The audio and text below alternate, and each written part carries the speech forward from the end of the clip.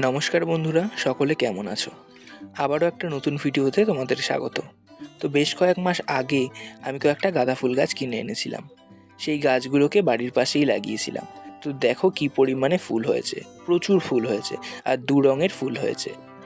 এই ফুলগুলোর এত বড় যে গাছগুলো নুয়ে পড়েছে মাটিতে ফুলের ভারে। তো দারুণ লাগছে, তাই ভাবলাম তোমাদের সাথে শেয়ার করি। আর আজ পুজো দেওয়ার জন্য বেশ কয়েকটা ফুল আমি তুলে নিয়েছি। তারপর বসে গেছিলাম সকালের কাজে বিচুলি কাটতে। কিছুটা বিচুলি কাটতে না কাটতেই আমার হাত কেটে গেছে আজকে আবারও। জানি না হঠাৎ করে কী রকমভাবে কেটে গেল, বুঝতে পারলাম না। আর অনেকটা কেটে গেছে, তাই এখানে একটু হলুদ দিয়ে দিয়েছি যাতে রক্তটা কোনোভাবে বন্ধ হয়। তারপর একটা কাপড়ও বেঁধে নিয়েছিলাম, কিন্তু রক্ত কোনোভাবেই বন্ধ হচ্ছিল না, কারণ আজ অনেকটা হাত কেটে গিয়েছিল। তাই কোনো রকমভাবে কাপড়টা শক্ত করে বেঁধে আবারও বসে গেছি বিচুলি কাটতে, কারণ এইটা শেষ করতে হবে। আস্তে আস্তে কাটছি এবারে। আর এই শীতকালে ব্যথা পাওয়া মানেই কিন্তু আরও বেশি কষ্ট, তাই এখানে তাড়াতাড়ি করে বাকি বিচুলিটাও আমি কেটে নিলাম। আর আজকে এতটাই হাত কেটেছে যে সন্ধ্যাবেলা চলে গিয়েছিলাম টিটেনাস দিতে।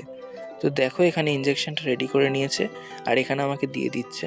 আর ওই ঠাম্মাটা আমায় জিজ্ঞেস করছিল যে আমার কি হয়েছে, তাই আমি বলছি এখানে যে আমার বিচুলি কাটতে গিয়ে হাতটা কেটে গেছে। কোনোবার টিটেনাস দিই না, কিন্তু এইবারই দিলাম, কারণ অনেকটা বেশি কেটে গেছে, যদি ইনফেকশন হয়ে যায়।